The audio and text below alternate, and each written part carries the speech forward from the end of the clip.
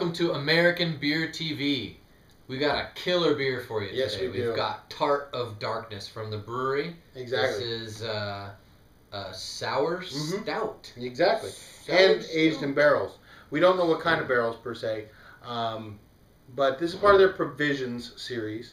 And this one I actually picked up, I think, last summer, June, July, something like that. So I've been aging it, but it's been in my fridge, so it's been pretty cold.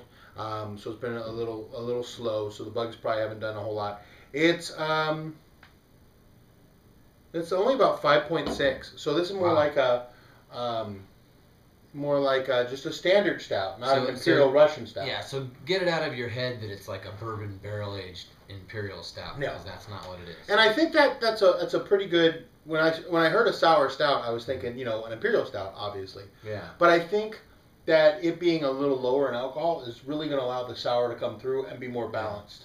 Well, really, traditionally, most of the sour Belgian style beers are right around pretty low, 6%. Yeah, right. So that seems like a pretty cool way to do it.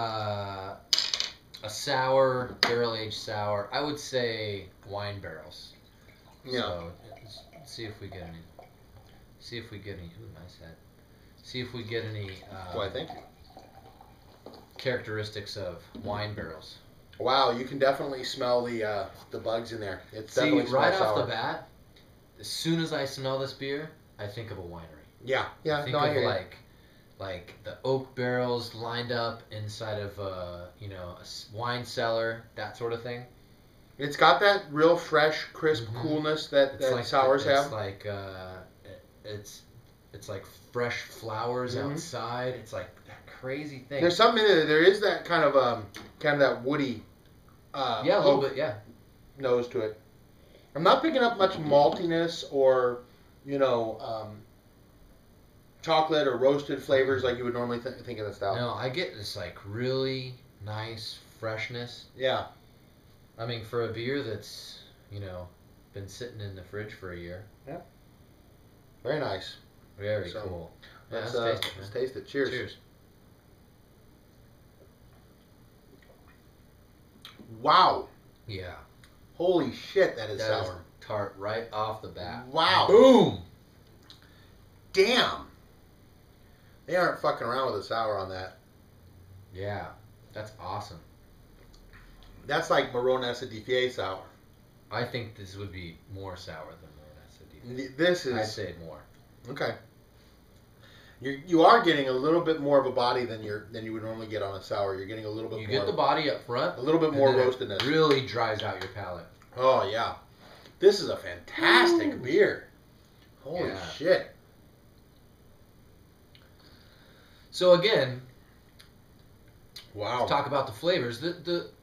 The flavor of this beer is kind of similar to the nose. It is, but more intense. More intense is the oak quality comes through in the palate. To me, the oak quality really comes through that middle of the palate, really fills my mouth.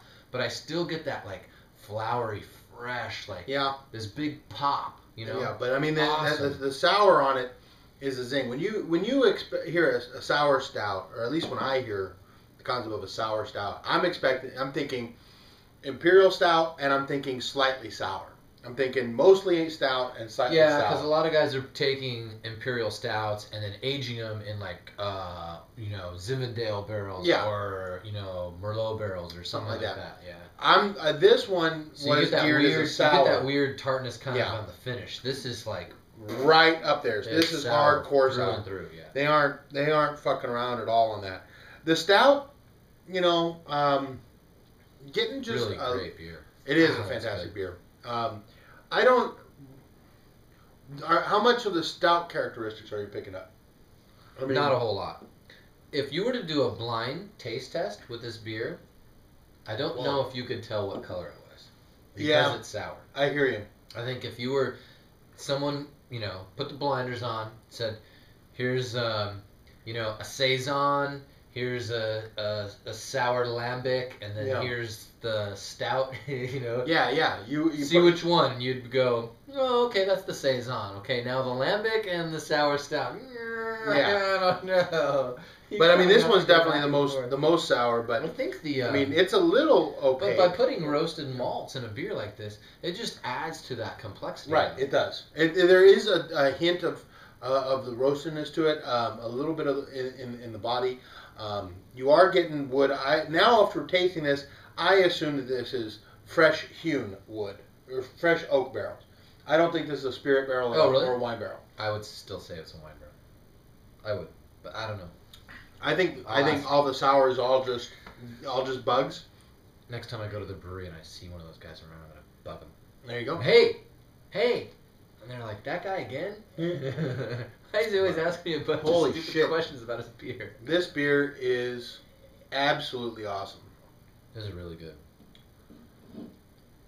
Wow, I am impressed.